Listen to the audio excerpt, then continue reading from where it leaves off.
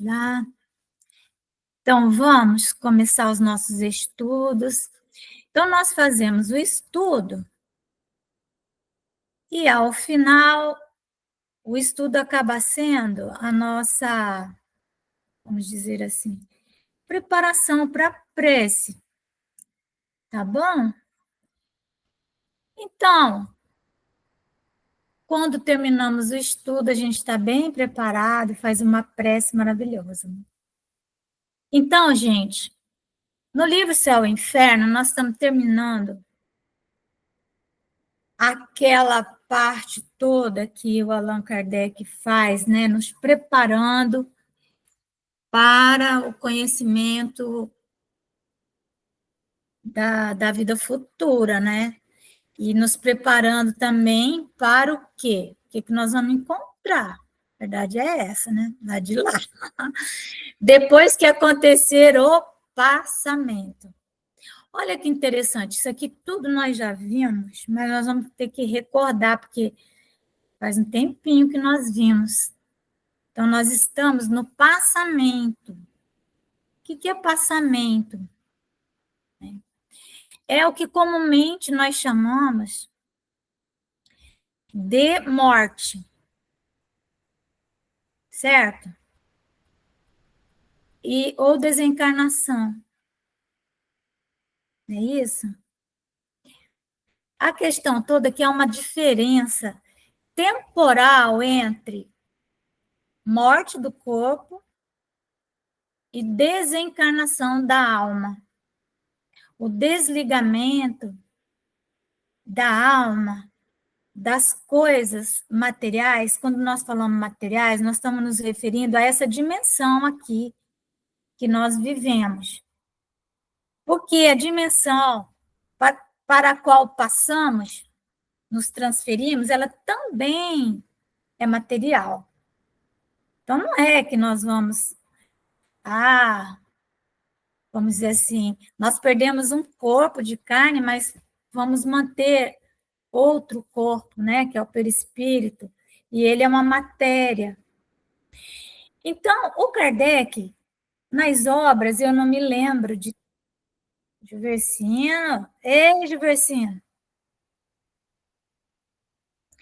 Então, bem Giversino, o pessoal estava falando do Giversino aí, que o Giversino vai para lá com a Maristela, junto com a Boa noite, Ivone, boa noite. Estão falando aí de você, que você e a Ivone vão passear junto, de mochila. Estou entregando a Ivone aí. Muito bem, gente. Então, esse passamento aqui, ele é uma transferência que fazemos de dimensão. Saímos da terceira dimensão e entramos na quarta dimensão, vamos dizer assim, né? Da qual sabemos pouquíssimas coisas. E essa quarta dimensão é essa vida futura aqui. E, evidentemente, que nós temos muitas apreensões, como diz o Allan Kardec. Ninguém aqui vai falar assim, eu não tenho medo da morte, né, do corpo. Ninguém tem medo da morte em si. O que nós temos é essa apreensão, né? Como que ela vai se dar? Vai doer, não vai doer? Como que vai ser isso? Não é? Então, é isso tudo nós vimos, né? E nós estamos só recordando aqui, né? Que, infelizmente, a religião predominante nos últimos 2000 anos, ela não nos capacitou para esse entendimento, não nos capacitou para entendermos o fenômeno da morte do corpo, porque a religião ela ficou muito focada no poder, né, nos bens materiais, né, em manter a sua hegemonia sobre tudo, sobre a cultura, sobre a arte.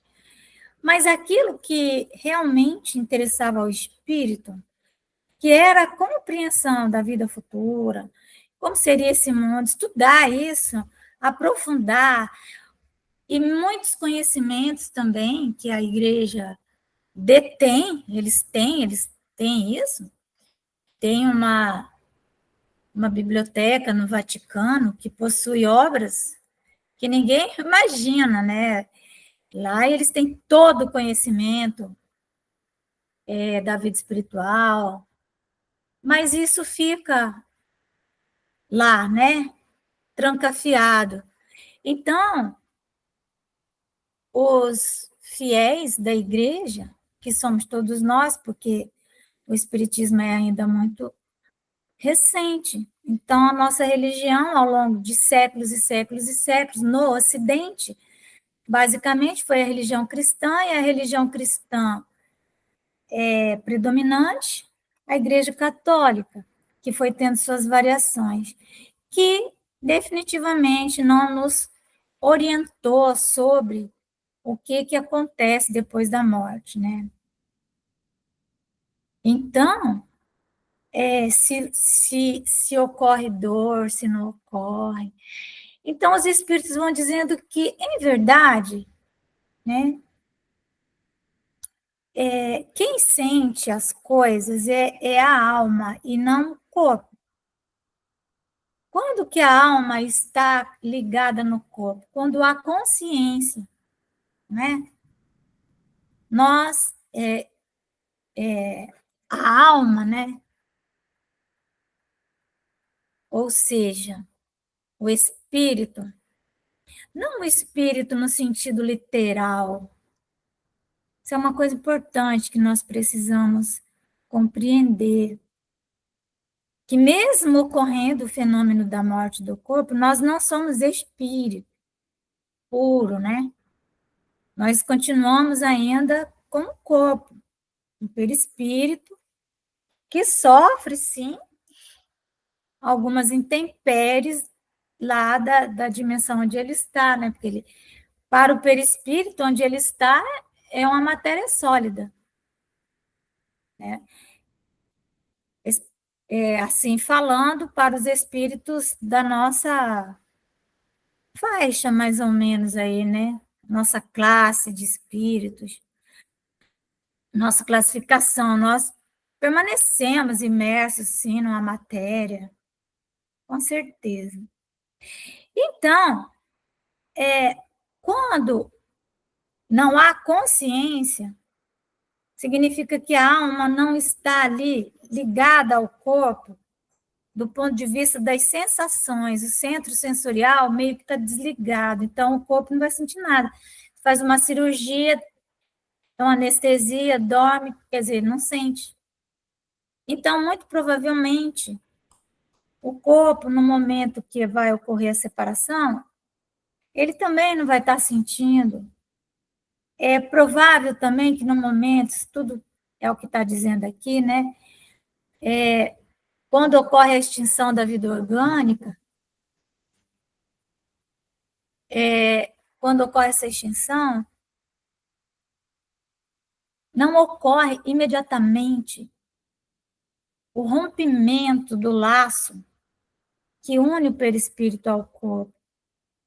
Isso não é abrupto, é uma coisa que ele vai se soltando, né? Ele vai se soltando.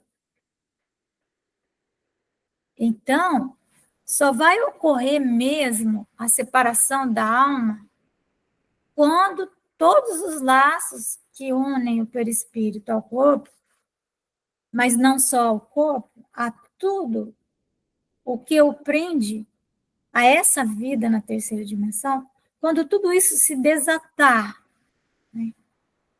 E isso se dá pouco a pouco.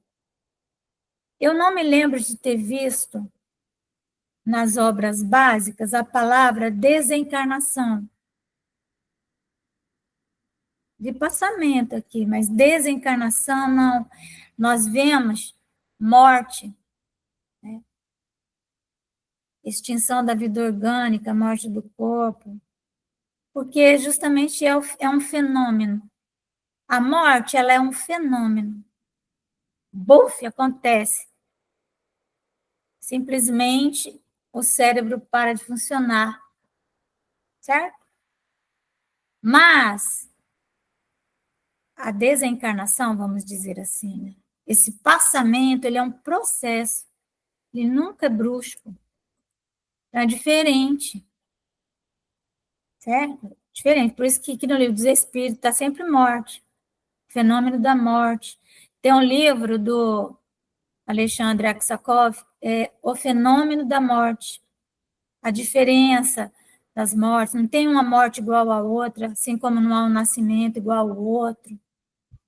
Então, ele vai falando aqui, ó, que o fluido perispiritual, porque quando ocorre a encarnação, que é diferente de nascimento, né, gente? É diferente de nascimento. Nascimento e morte são dois fenômenos. Encarnar ou reencarnar é um fenômeno longo, muito longo. Então, o perispírito ele vai se unindo molécula a molécula ao corpo, né? Finalmente ocorre o nascimento, e esse processo continua.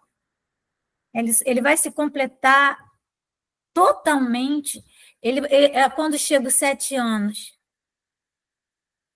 nós podemos dizer que ocorreu já a encarnação, ela já está praticamente completa, mas ainda algumas funções, elas não estarão maduras ainda. Por exemplo, o cérebro. O cérebro, ele só vai amadurecer depois dos 40 anos, né? Então, a comunicação, a relação ainda é precária. Diz que adolescente é complicado, né? Diz que tudo que nós fazemos até os 39 e 11 meses é perdoado, né? Porque o cérebro não está maduro, nenhum filósofo se forma antes dos 40 anos, né? Então, assim como é bem gradativa a ligação do perispírito, dos fluidos perispirituais com o corpo, essa cola, né? Fluido animalizada, há toda uma, vamos dizer assim, um processo que a ciência espírita está desvendando pouco a pouco, né? Assim, da mesma maneira, quando ocorre a morte do corpo, ainda tem muito fluido ali, ó. Só pouco a pouco se desprende de todos os órgãos. É muito pouco a pouco. Então, a separação só será completa quando não tiver mais nenhum átomo do perispírito ligado a uma molécula do corpo. Nenhum. Então, o que vai doer, né? Nós vimos que o que vai doer, a sensação de morte, ela vai estar na razão direta da soma dos pontos de contato existentes entre o corpo e o perispírito. E, por conseguinte, também da maior ou menor dificuldade que apresenta o rompimento desses pontos, desses nozinhos. Então, se nós somos uma pessoa, por exemplo, Conceição, saudade. Oi, Conceição. Tudo bem? Quanto tempo que eu não via, minhas queridas. Então, gente, olha só. Se nós somos uma pessoa, por exemplo, viciada em comida, como que é a relação do perispírito com o plexo gástrico, né? Toda essa região gástrica. Vamos imaginar que o perispírito gasta um monte de energia ali no plexo, né? Ele tem que estar muito preso ali para ele poder dar conta, porque é uma região muito demandada. Então, o perispírito vai ficando muito preso ali, certo? Demanda é uma região de cola, onde tem muita cola, muita comida, muita conversa entre o plexo gástrico e o perispírito.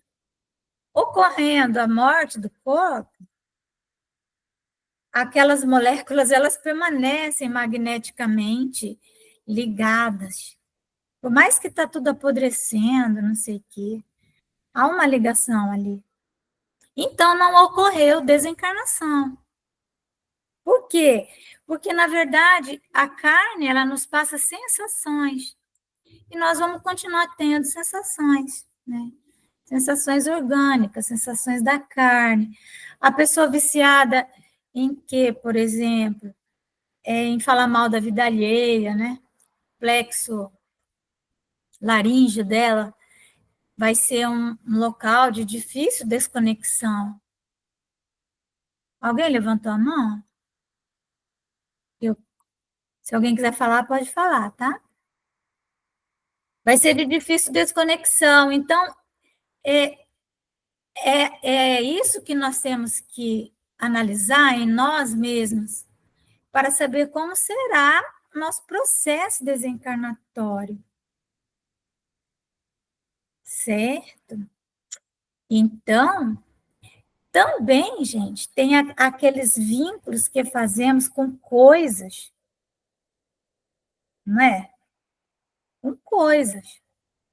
Somos presos em determinadas coisas. Aí, porque tudo é magnetismo. E aí nós nos prendemos à panela, nós nos prendemos a jogo de jantar de prata, a não sei o que lá de cristal, carro, roupa, relógio, anel. Tudo isso são vínculos materiais que nos prendem, que nos seguram. Então, não podemos dizer que desencarnamos só porque morremos, não é isso? Então, olha aqui, ó. Aí Kardec estabelece assim, alguns pontos importantes. Ó. Estabeleçamos, em primeiro lugar, e como princípio, os 4 seguintes casos que podemos reputar situações extremas dentro de cujos limites há uma infinidade de variantes. Então, ele coloca 4 casos, mas de um para o outro, não, como eu falei, não há uma morte, nem uma desencarnação igual a outra, assim como não há uma encarnação, nem um nascimento igual ao outro. Então, primeiro, se no momento em que se extingue a vida orgânica, ou seja, no momento da morte, então, ai, fulano desencarnou. Tá, quando? Agora, faz 1 hora, se não, ele morreu. Foi só isso que aconteceu com ele, ele não desencarnou ainda não. Se no momento em que se extingue a vida orgânica, o desprendimento do perispírito fosse completo, a alma nada sentiria. Ela não ia sentir nada. Se fosse assim, imediato. Se nesse momento da morte do corpo, a coesão dos 2 elementos estiver no auge de sua força, produz-se uma espécie de ruptura que reage dolorosamente sobre a alma. Então, ela sofre um baque. Se a coesão for fraca, a separação torna-se fácil e opera-se sem abalo. Se após a cessação completa da vida orgânica existirem ainda numerosos pontos de contato entre o corpo e o perispírito, a alma poderá ressentir-se dos efeitos da decomposição do corpo, até que o laço inteiramente se desfaça. E nós vemos muitos relatos sobre isso, né? Daí resulta que o sofrimento que acompanha a morte, tá vendo, gente? Ele sempre fala morte. Vamos começar a usar as palavras. O pessoal diz que eu sou muito, assim, purista e tal, mas é porque são coisas diferentes mesmo, né? Então, é morte. Quando alguém fala, nosso companheiro desencarnou. Não, ele morreu, né? Se ele desencarnou, nós não sabemos. Daí resulta que o sofrimento que acompanha a morte está subordinado à força adesiva que une o corpo ao perispírito, ou seja, a quantidade de fluido vital. Ivone Pereira fala muito sobre isso. O fluido vital, ele é uma cola, como se fosse um combustível, que une ali o perispírito ao corpo. Né? É a colinha que vai passando, né? molécula a molécula. Que tudo que puder ajudar na diminuição dessa força e na rapidez do desprendimento torna a passagem menos penosa. E, finalmente, que, se o desprendimento se operar sem dificuldade, a alma deixará de experimentar qualquer sentimento desagradável. Muitas vezes os espíritos, quando é alguém que tem merecimento, mais ainda, às vezes ocorreu a morte do corpo por desgaste orgânico, mas ele ainda tem fluido vital, sabe? A pessoa, ela trabalhou demais. Ela era uma pessoa, vamos dizer assim, que ela sentia tudo com muita intensidade, então o coração dela foi se fragilizando, mas porque ela amava demais. Mas ela amava meio assim, não muito do jeito certo, sabe? Se jogava nas coisas, mas aquilo não era, vamos dizer assim, ela não fazia aquilo mal intencionada, né? Então ela estava a serviço do próximo, sobe, desce, e o corpo vai desgastando, vai desgastando. E aí, essa pessoa tem muitos merecimentos, mas o corpo morre antes da hora. E aí, né? Aí os espíritos. E aí tem um monte de fluido vital lá, combustível, mas o corpo morreu. Então, eles podem colocar essa pessoa num estado de inconsciência, para que ela não sinta, até que se vá desgastando todo aquele fluido, né? Então, eles assim também, que existe um fenômeno de importância capital nesse passamento, nessa transição, querendo ou não querendo, rindo ou chorando, tem um fenômeno de importância capital, que é a perturbação. Tem que ser um espírito muito lúcido, muito consciente de si mesmo, para ele não passar por esse momento. Imaginemos nós, né? Temos um sono profundo, aí dormir, aí acorda, você muitas vezes não sabe onde está, demora alguns segundos para adquirir consciência, ou às vezes vai fazer uma cirurgia, toma uma anestesia geral, aí quando retorna, está perturbado. Não fala coisa com coisa, está sob efeito de anestesia, fala um monte de tolice, não é? É uma perturbação, mesmo sem ocorrer a morte do corpo. Imagina ocorrendo a morte, porque é uma diferença muito grande de uma dimensão para outra. A pessoa fica perturbada, né? Então, ela pode experimentar um torpor e ela fica paralisada, né? As, as, as faculdades dela também, elas podem neutralizar as sensações, ajudando, de certa maneira, a não sentir dor e essas coisas, né? Então, como ele diz aqui, ó, de modo geral, a alma quase nunca testemunha o derradeiro suspiro. Por quê? Porque ela está nesse torpor ali, né? Ela está com as suas faculdades neutralizadas. E aí ele diz assim, dizemos quase nunca, porque há casos em que a alma pode contemplar conscientemente o desprendimento, como veremos em breve. Então, ele vai relatar aqui, né,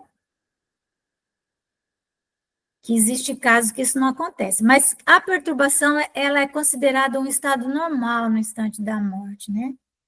E ela vai perdurar essa perturbação por um tempo que não é possível determinar. Pode ser horas e pode ser anos. E esse anos aqui pode ser até centenas de anos, até milênios. Então, quando ele vai despertando, é como alguém que saiu de um sono. Nesse tempo todo, ele fica meio que vagando, espírito meio que vagando, Às vezes ele é como aqueles sonhos que nós temos, né? Que você não consegue acordar, acorda um pouco, é complicado, né? Então, esse despertar no mundo, na outra dimensão, ele é diverso entre um e outro, entre uma pessoa e outra. Ele é calmo para uns e ele vai acordar na alma sensações deliciosas que ele nem nunca sentiu quando estava encarnado, quando estava num corpo de carne. Né? Para outros pode ser aterrador, tétrico, ansioso, né? Como se fosse um pesadelo horrendo. Né? Também ele nos diz que quase nunca o último suspiro seria doloroso, porque nesse momento da morte, por mais que parece ali a pessoa está naqueles estertores, está naquela agonia, aquela agonia, a alma não está sentindo, porque há uma inconsciência, né? Então, ele fala isso para nós, que cada caso vai ser um caso. E daí, então, a importância de irmos nos desapegando, quanto possível, de tudo aquilo que seja vida material, né? Ó, demos-nos pressa em afirmar que esse estado não é geral, né, de inconsciência, de pesadelo, disso, daquilo, né? Porquanto a intensidade e duração do sofrimento está na razão direta da afinidade existente entre corpo e perispírito. Essa afinidade ela é mental, ela é da mente. Então, se houver uma afinidade muito grande, o perispírito vai ficar escravo disso, não é? Muitas coisas que nós não nos permitimos fazer encarnados, quando ocorre a morte do corpo, nós não nos permitimos, muitas vezes, por falta de circunstância, de possibilidade, mas desejaríamos muito fazer. Quando o corpo morre, o perispírito está impregnado daquilo. Então, ele vai continuar essa peregrinação material atrás daquilo que seja o seu tesouro. Né? Assim, quanto maior for essa afinidade, tanto mais penosos e prolongados serão os esforços do espírito para desprender-se. Há pessoas nas quais a coesão é tão fraca que o desprendimento se opera por si mesmo, como que naturalmente. É como se um fruto maduro se desprendesse do seu caule, e é o caso das mortes calmas e de pacífico despertar. A causa principal disso será sempre o estado moral. Principal. Como eu disse, às vezes, a pessoa morreu antes da hora. Mas ela morreu de tanto trabalhar. E aí, quando nós falamos assim, fulano tem pressão alta. Existem várias causas da pressão alta, né? Tem uma pressão alta que é da pessoa, ela tem tanta raiva, ela tem tanta inveja, ela tem tanto ódio dentro dela que a pressão sobe. E tem outra que tem a mesma pressão alta, mas a causa é porque ela se preocupa tanto com o próximo, com a família, com não sei o quê. Entenderam? Então, as duas vão causar danos ao corpo. Mas o estado moral da alma vai nos conceder atenuantes, benefícios. Entendem? Claro que o ideal era sabermos cuidar das nossas sensações. Não vamos falar emoção, né? Das nossas sensações. Mas nem sempre isso é possível. Uma pessoa chega e dá um susto. A pessoa levou um susto, não tem como, né? Então, quanto mais apegados à matéria, então, qual matéria? Não é só o corpo. Aquela pessoa que está exclusiva e unicamente vivendo a vida material, os gozos materiais, essa pessoa vai ter dificuldade. Vai ter dificuldade, porque ela vai querer estar nos ambientes que ela sente prazer. E às vezes é um ambiente de trabalho, a pessoa ela vive para trabalhar, para ganhar dinheiro, né? E aí ela nunca tem tempo para sair do corpo, né? Fazer uma meditação, fazer uma prece. Porque esses momentos de meditação e prece são momentos de desconexão. Então, nós já vamos fazendo aí algum treinamento, né? Então, ele diz que quem é apegado à matéria, é claro que ele vai ter muitos motivos para permanecer grudado naquilo que ele gosta, naquilo que é o tesouro dele. Segundo o Elahá e segundo eu, né? O Elahá falava isso, eu também falo. Ele falou assim, Márcio, quando eu morrer, eu vou ficar preso nos meus livros. Eu falei, eu também, ficar colada. Não nos livros que eu escrevi, não nisso, mas nos livros que eu tenho aqui, tudo para ler, que ainda não li. Então, então, nós temos que trabalhar o desapego, sabe? Assim, ó, nas almas puras é o contrário. Aquelas que antecipadamente se identificam com a vida espiritual, o apego é quase nulo. E desde que a lentidão e a dificuldade do desprendimento estão na razão do grau de pureza e desmaterialização da alma, de nós somente depende o tornar fácil ou penoso, agradável ou doloroso, esse desprendimento. Tratando-se de morte natural, resultante da extinção das forças vitais por velhice ou doença, que é a melhor morte que tem, né?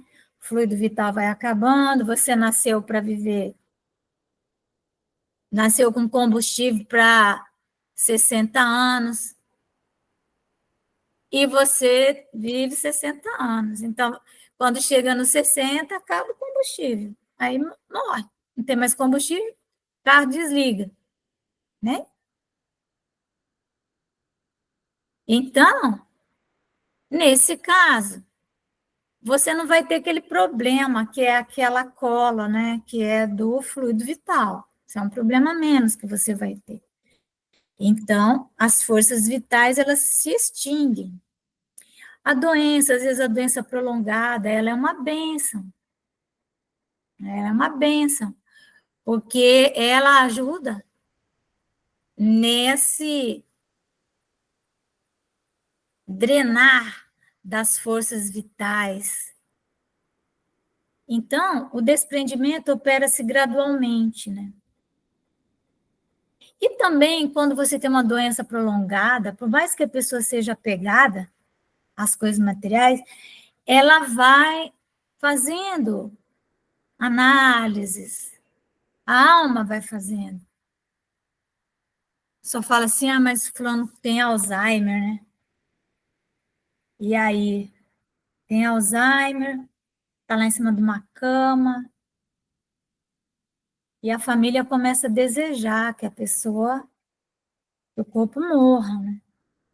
Mas aquela alma, ela está fazendo um trabalho interno de desmaterialização, sabe? Fazendo um grande trabalho interno, né?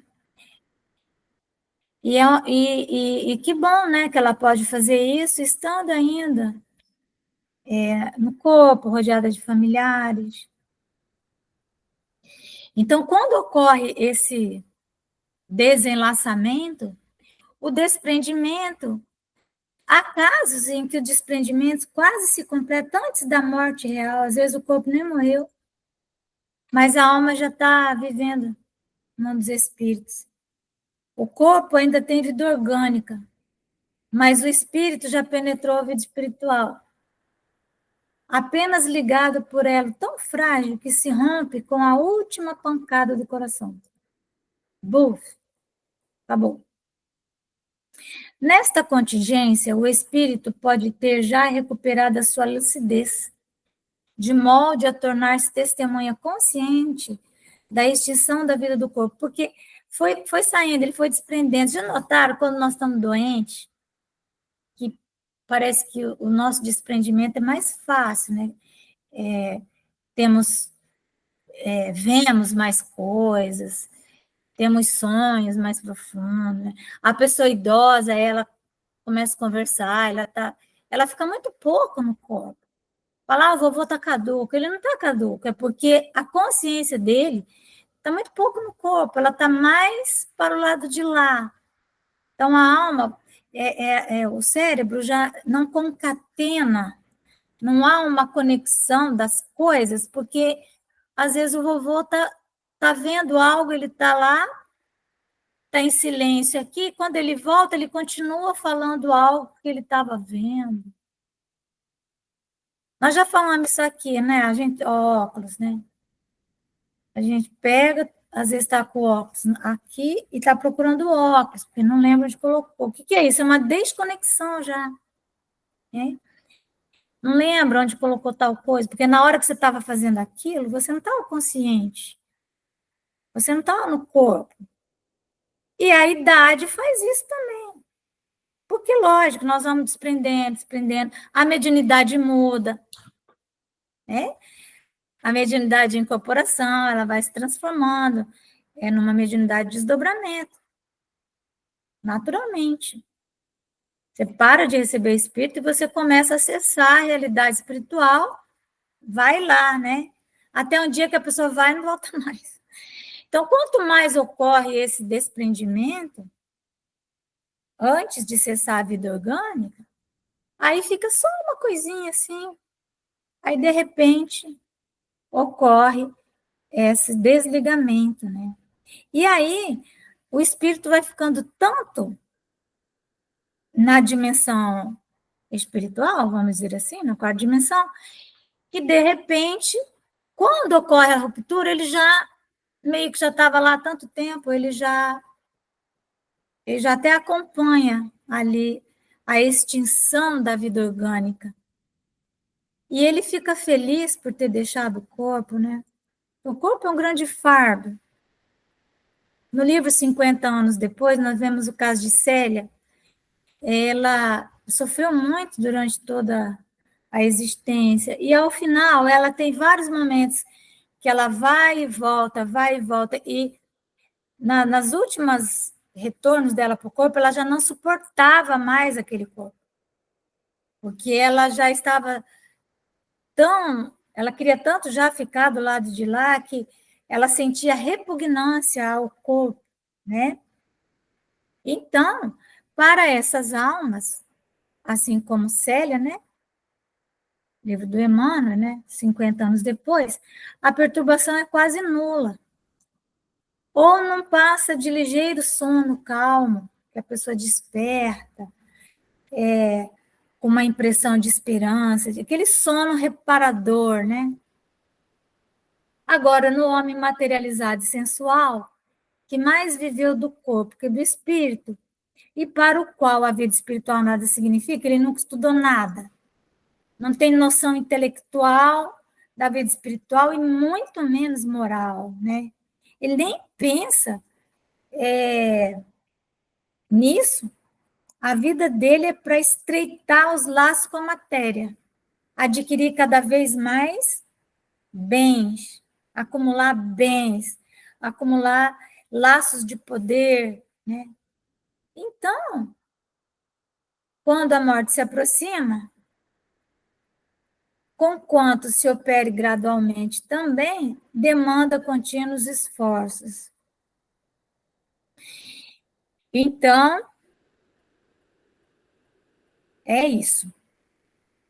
Quanto menos o espírito vê além da vida corporal, ou seja, as pessoas que não conseguem raciocinar em termos de vida futura, são as que mais sofrerão. E é por essa razão que Jesus vem falar da vida futura, nos trazer esse conhecimento. E é o grande problema, como eu disse, do fracasso da religião, né? Porque imagina, você, que ideia você tem da vida futura? Que você vai para o céu, mas que céu é esse?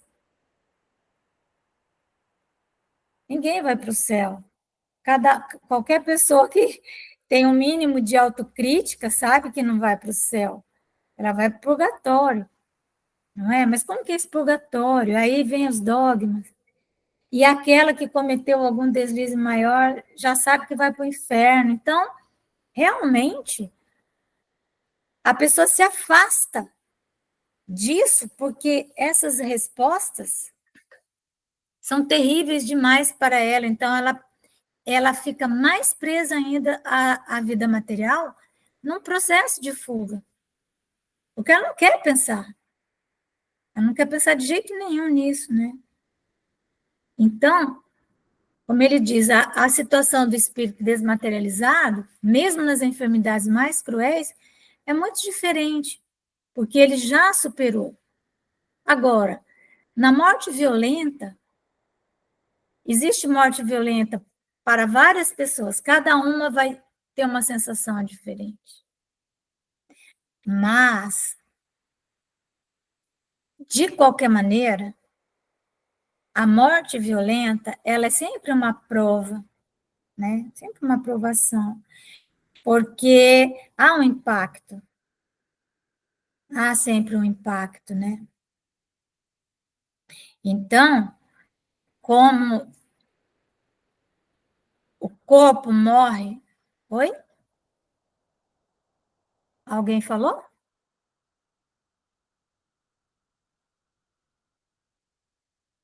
Vocês estão me ouvindo?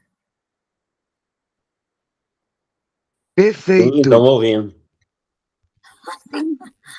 Com certeza, eu estou ouvindo. É que eu estou escutando os negócios aqui. Vamos lá. Então, o que acontece?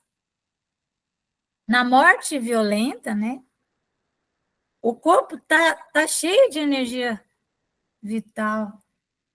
No mínimo, vamos dizer assim, por mais que ele tenha um combustível ali, sabe que vai viver, que está previsto para ele uma morte violenta, aos 40 anos, mas ele está cheio de vigor. Mas o combustível que ele tem é por 40 anos. Mas, independentemente disso, a mente dele está muito conectada com o corpo, com a vida material, com as coisas que ele está fazendo. Está muito cheio de vigor. Então, a vida subitamente aniquilada é realmente uma prova. Sempre será uma prova, né? Nestas condições, o desprendimento só começa depois da morte e não pode completar-se rapidamente, depois da morte do corpo. Então, ele não começa antes. Como eu disse, na velhice, a gente começa a desprender. Nós tudo aqui velho, só tem a Maristela que é nova e o Israel. Mas nós já estamos nesse processo de desprendimento. Mas na morte violenta, no auge, né, do seu vigor, você não está fazendo esse desprendimento. Não é? Você não está fazendo esse desprendimento. Então, o espírito, ele é pego de surpresa. Ele é pego de surpresa. Então, ele fica aturdido, confuso. Se ele é alguém que já conhece a realidade espiritual, ele vai ficar meio assim e tal, mas depois ele vai falar, não, eu estou achando aqui que eu morri e tal, né? Estudei isso. Mas se é uma pessoa que não tem nenhum conhecimento, ele vai ficar completamente aturdido, ó. Ele sente, pensa, ele se acredita vivo, porque foi muito rápido. E essa ilusão vai se prolongando, né? Até que ele consiga compreender o estado dele. Isso vai variar, né? esse estado intermediário entre a vida corporal e a espiritual, ou seja, gente,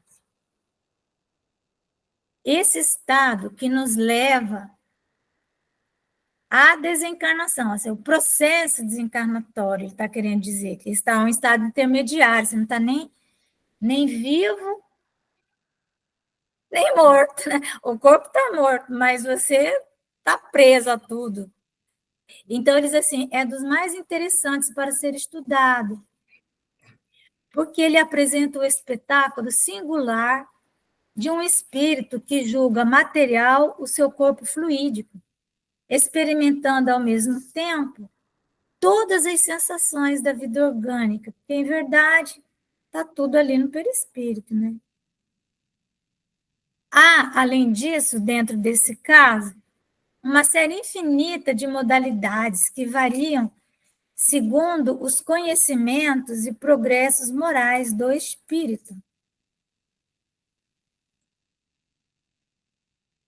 Então, essa regra, ela vai valer para todos os casos.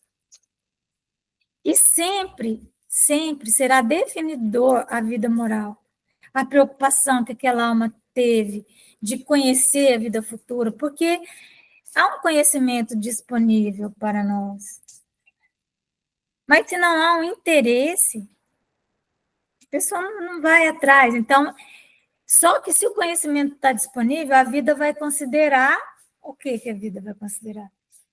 A aula dada, né? Então, para aqueles cuja alma está purificada, a situação dura pouco. Por mais que seja aquele, vamos dizer assim, aquele choque, meu Deus, o que foi que aconteceu? Eu estava dormindo em casa, agora acordei de repente nesse lugar e tal. Mas ele logo vai se dar conta. Mas outros há que ficam dias, meses, anos, séculos. Eles esquecem da família, esquecem de tudo, perdem a consciência de que tinha mãe, que tinha pai, que tinha filho, fazem novas amizades com o espírito, vão viver em cidades espirituais, aluga casa, entra na casa alheia. Tudo isso acontece. Não estão nem sabendo. A mente deles começa a plasmar tanta coisa, né? Então, como ele diz, para muitos essa situação se prolonga por anos inteiros, né? E esses anos inteiros aqui pode colocar muito tempo. Ou seja, tirando o fato de que há aquele choque e o espírito fica numa perturbação meio que sem saber o que aconteceu, né? A vida moral será definidora para todos. Agora vem a questão do suicida, né? Do suicida é algo realmente muito mais grave mesmo, né? Porque... Oi, Ivone. Ô, Márcia, quanto ao suicida,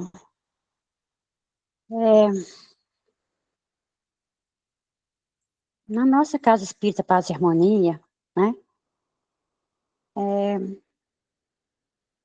um trabalhador, um ísimo trabalhador, dedicado, esforçado, né, levava os seus filhos, o Juvecino sabe de quem eu estou falando, levava os seus filhos no sábado pela manhã, evangelização, e cuidava no PH2, né, que eu mandei o vídeo para vocês do PH2, ele era um trabalhador ali, carregou latas de lama, pedras, tiramos pedras de canteiro, né, as ervas daninhas, e fomos cuidar.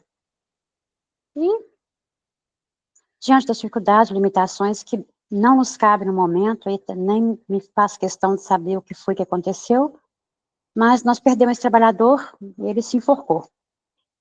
E eu estava aqui em Três Marias, já tinha recém-chegado em Três Marias, e eu até hoje lamento muito a perda do nosso companheiro Rodrigo, porque ele era um exemplo de esforço, de persistência. Ele era realmente comprometido com o trabalho e com a casa. Então, assim, não sei o que foi que aconteceu, mas aconteceu. Mas eu acredito num Pai tão misericordioso e bom, que ele tem os valores dele, que ele tinha o trabalho dele aqui, ele fazia o trabalho com muita dedicação, esforçado. Ele teve um único emprego na vida dele. Por mais de 27 anos, trabalhou num único emprego, por seu esforço e tal. Mas eu ainda acredito que na condição do suicida, eu acredito na misericórdia divina, no amparo, no acolhimento. Porque ele deve ter se arrependido, eu creio que ele se arrependeu muito, muito. Então foi um momento assim de devaneio dele, de uma obsessão absurda, que levou o nosso companheiro Rodrigo. Então, Márcia, mesmo com o suicida,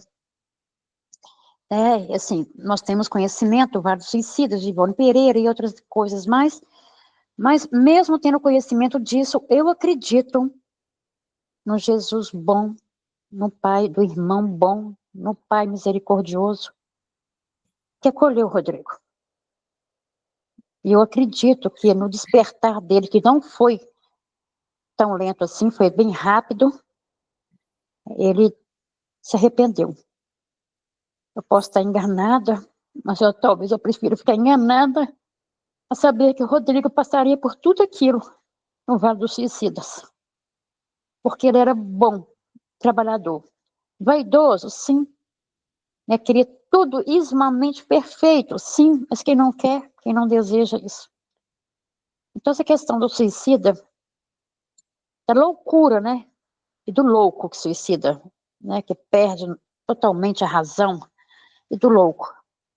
Então, eu acho que mesmo nessa condição, Márcia, discorde de mim, tá aí você, Maristela, Juvecino e outras pessoas mais, mesmo discordando, eu prefiro insistir ainda na misericórdia do Pai. Na misericórdia do Pai, o amor incondicional do Pai, mesmo nessas condições.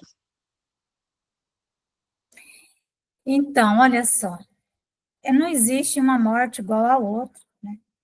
E nós nunca vamos conhecer o móvel de todas as ações, está no Evangelho. Só Deus conhece o móvel de todas as ações, né?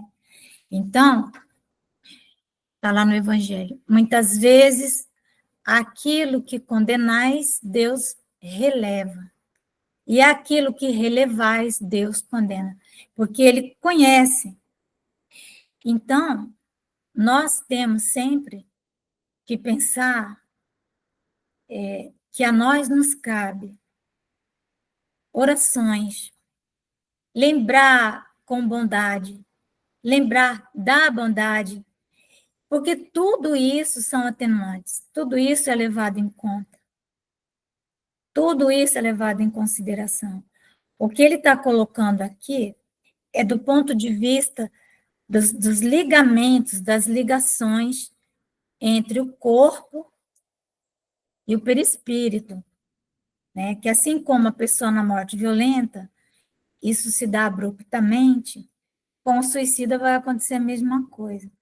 Mas é muito comum o suicídio da pessoa que está sofrendo depressão grave. E aí, que eu digo, né? Os companheiros de trabalho não perceberam, né? Será que ele não deu nenhum sinal antes? Aí já vi pessoas dizendo assim, não, mas a pessoa é reincidente, ele ia se suicidar de qualquer jeito. Não é verdade. Ninguém nasce para se suicidar. Não tem programação para isso. Houve falha, sabe?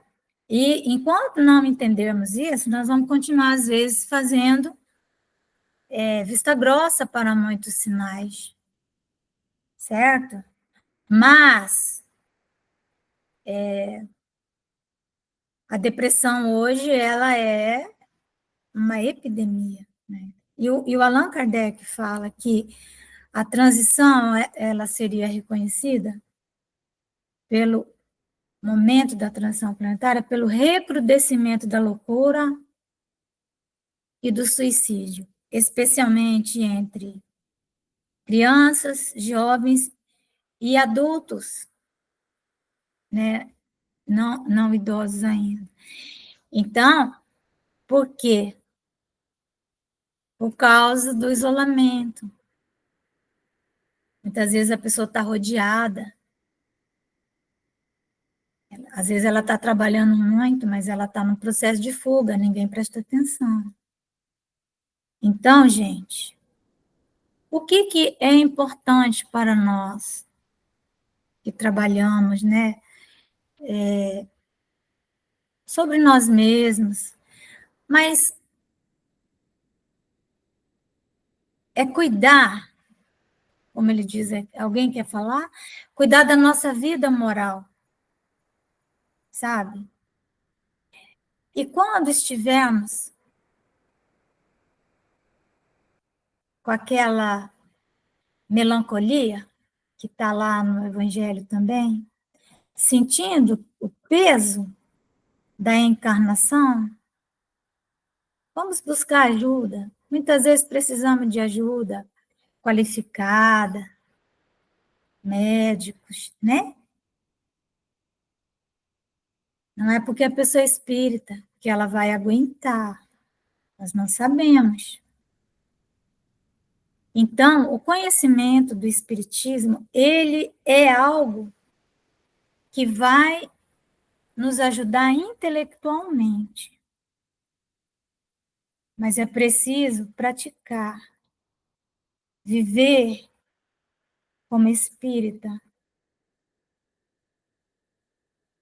Muitas vezes nós achamos que reprimir sensações é elaboração de virtude. Não é. Reprimir sensações, não olhar para elas, é simplesmente a antecipação de doenças graves. Então, viver, conviver, muito importante, convivência, né? Por isso que o centro espírita tem que ser esse espaço de convivência, criar espaços de trabalho, em que a caridade possa ser praticada em toda a sua extensão, né? E é isso, meus queridos. Nós estamos praticamente finalizando essa questão do passamento. Nós só fizemos uma revisão, né? Agora, o céu e o inferno vai entrar nas várias classes de espírito e como esses espíritos desencarnam. Então, os espíritos felizes, eles vão nos relatar como que eles desencarnaram. Cada um vai dar aí, contar sua história. E é o que nós vamos, no nosso próximo encontro de O Céu e o Inferno, provavelmente domingo que vem, é o que nós vamos